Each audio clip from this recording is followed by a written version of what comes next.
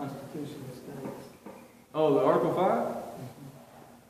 I don't really have a position. I understand both sides of the argument. I can argue both sides of the argument. What's your... My perspective is this. I'm very economically minded. I pay attention to the economy and debt and what we spend our money on and the creation of debt, the devaluation of the dollar and our historical cycle. I can never see, this is my argument against it. To me, it's a useless endeavor.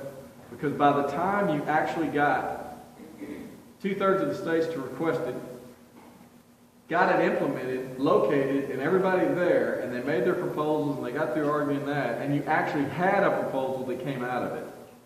And it went back to all 50 state legislatures to be debated and ratified.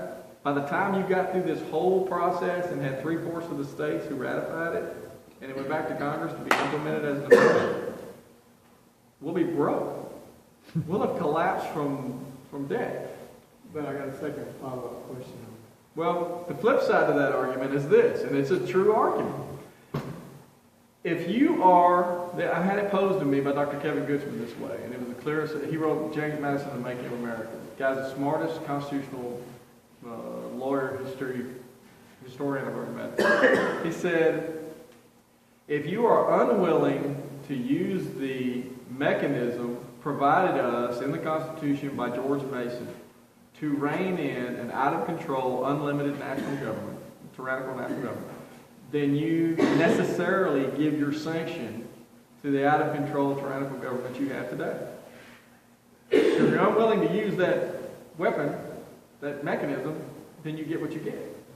So the second follow-up is, if a shot was been fired on the Bundy deal, it would change everything. Oh, sure. Oh, yeah. Yeah, and we would have seen just how powerful the federal government would get. Well, it was a trick. Anyway, any other questions? Yes, ma'am. So, in regard to what happened in Nevada, was the correct response to not go to help those people? Oh, no, not for me. For me, I'd go in a heartbeat. And I'll tell you what, anybody understands the Henderson Ranch up here on the Red River, they better be paying attention to what's going on here in Texas. I agree. It's going to happen here. What people don't understand is that there's actually documentation. You can Google it up yourself. When they brought Nevada, how you want to pronounce it, when they brought them in as a state, the agreement signed by Congress to create the state of Nevada listed what to do with the public land. And it's crystal clear. It says in black and white that they're going to retain 5% of the sale of all lands that shall be sold. It shall be sold. Remember what I said about early days? Folks were very meticulous about the words they used. Shall be sold upon its subsequent admission.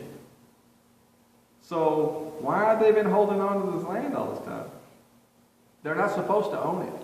The moment they were admitted into the Union, they were supposed to sell that land, take 5% of it for a fee or whatever, and then the state of Nevada had control over it. But that never happened. So I think the man can just kick their teeth in a legal court, but we don't have a legal court. We've got kangaroo courts. The other part of what I was going to talk to you about, if y'all aren't depressed enough. We're depressed. Yeah, boy. Voting as Texans. The mass populace believe that we are voting for issues. We have our ideals, we have our principles,